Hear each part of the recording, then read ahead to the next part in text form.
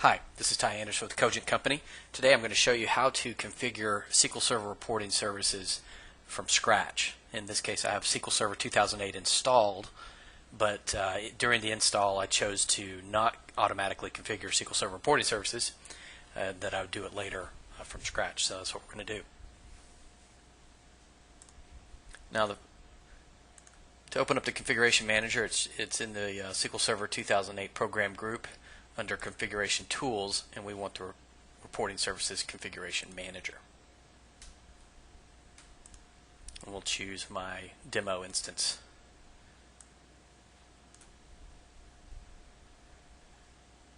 Once it's connected, you'll see that we have several steps or several items that need to be configured, such as a service account with the web service URL, the database, etc.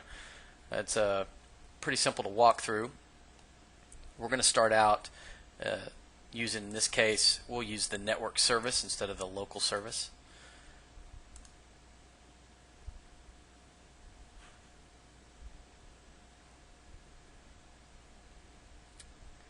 You also have the option of creating your own service account and defining that here as well.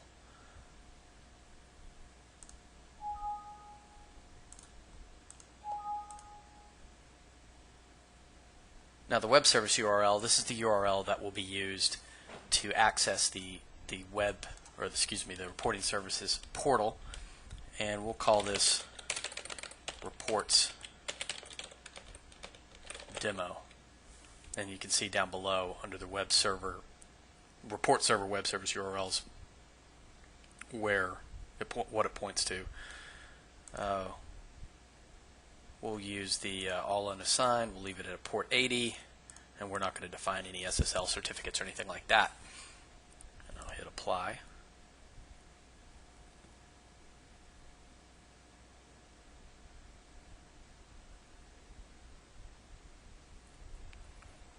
Now is the database. As you can see, the current report server database, we do not have anything selected, so we're going to change the database. And we're going to create a new one because we didn't create one to begin with. We'll leave everything using the Tyrant Dev Administrator, and we'll keep going. We'll call this report server demo. We're not in SharePoint integrated mode, so we'll keep it at native mode. Again, leave everything at its defaults.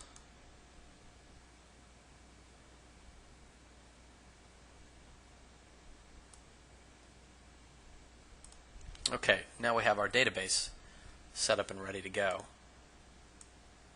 We'll click Finish, and you'll see that now we have the server name, we have the database name, report server demo, and the report server mode. And then also under the current report server database credentials, it's using the service account that we defined up above in the previous step, and is using that login and password. We could change the credentials if we wanted to, and I don't want to. So now we'll configure the report manager URL, and we'll call it demo reports, just not to conflict with what we did for the web service URL.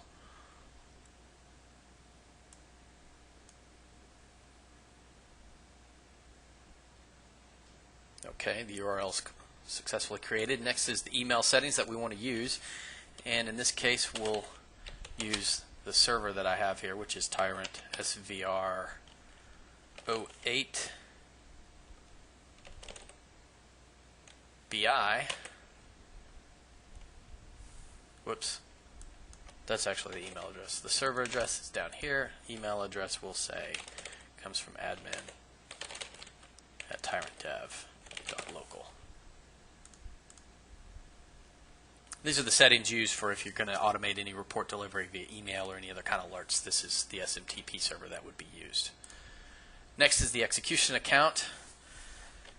This is the account that you would set up for if you had anything like a data source, if you're sharing a data source or any kind of report that you don't want to require the users to log in to use, or you want to be able to enable that data source to run automatically. You can specify an execution account. And in this case, that's what I'm going to go ahead and do.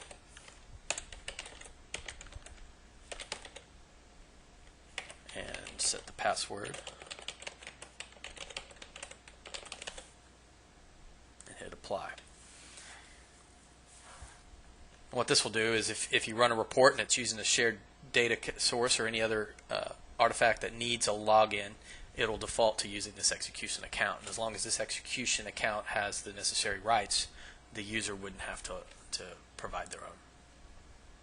Next are the encryption keys used in SQL Server reporting services, and you can back them up, restore them, change them, what have you. In this case, it would be smart to back them up somewhere. I'll just back them up to my desktop,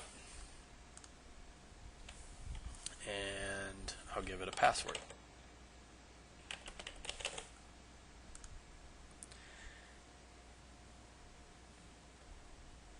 And it didn't work. Alright, we'll try again with the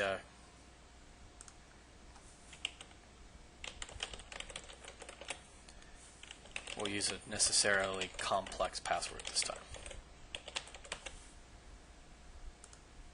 Alright, there we go.